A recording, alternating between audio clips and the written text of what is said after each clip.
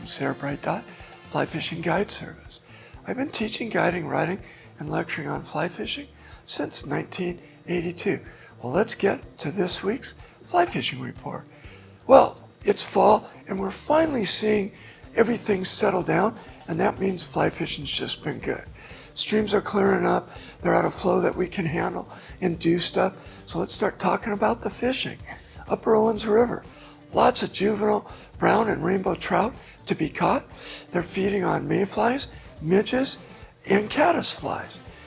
They're taking elk hair caddis, they're taking tricos, and they're taking zebra and tiger midges. Okay, what are the bigger fish feeding on? Well, they like something big that they can get full on, lots of calories. So I'm using like size 12 green gold prince nymphs and stoner nymphs up there. We're also using some gold ribbed hare's ears up there to catch them. All right, let's go over to Hot Creek. Hot Creek's been a morning fishery. We're fishing it from like 8:30 to 11:30, 12 o'clock, somewhere around there. And guess what? We're doing really good with the caddis patterns, little gray caddis, and it comes off right after the trico. Trico's been a little weak, so I fish it for maybe about an hour from 8 or 8:30 to about 9, and then as soon as it kind of disappears, the caddis come up, and then I put on a gray partridge spent caddis, and guess what? Those fish just love it, and they're taking it. And then somewhere around 11:30, 12, it just kind of fades away, and there's just a few fish feeding here and there. And if we hang out long enough, somewhere in the afternoon, guess what? There's been a hopper hatch in there. And if the wind comes up and pushes them on the water, fish are feeding on them. So guess what? I'm fishing a Moorish hopper in there. Okay, let's go over to Crawley Lake. It's still fishing tough. The boats really are fishing at all the inlets.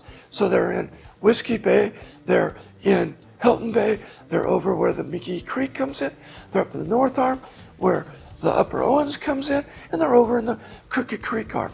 And what are they primarily doing? Well, they're working little perch imitations, what we call young of the year perch, primarily balanced perch is what they're using. And they're still fishing some damselfly and some calabatus nymphs.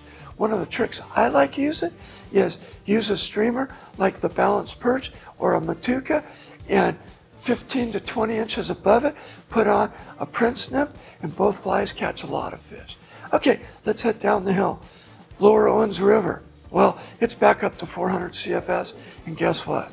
I'm not fishing it, so not much to talk about. All right, let's go over to Bishop Creek Canal. Yeah, it's still fishing good. Why do I like fishing it? Well, it's 4 minutes from my house, so it's a neat place to go. And it's got lots of wild brown trout, and it has stocked rainbows in. California Department of Fish and Wildlife has done a great job of stocking some really nice rainbows in there this year. And what are they feeding on? Well, for the most part, for me, it's same old, same old. I'm either using beadhead flashback pheasant tail, or I'm using my Euro rig. And what am I fishing? Well, I like to fish the hotspot pheasant tail, the stoner nymph, and the green gold prince nymph. Well, this has been Fred Rowe from Sarah Bright Fly Fishing Guide Service. We can be found on Instagram or Facebook or on lpptv.us.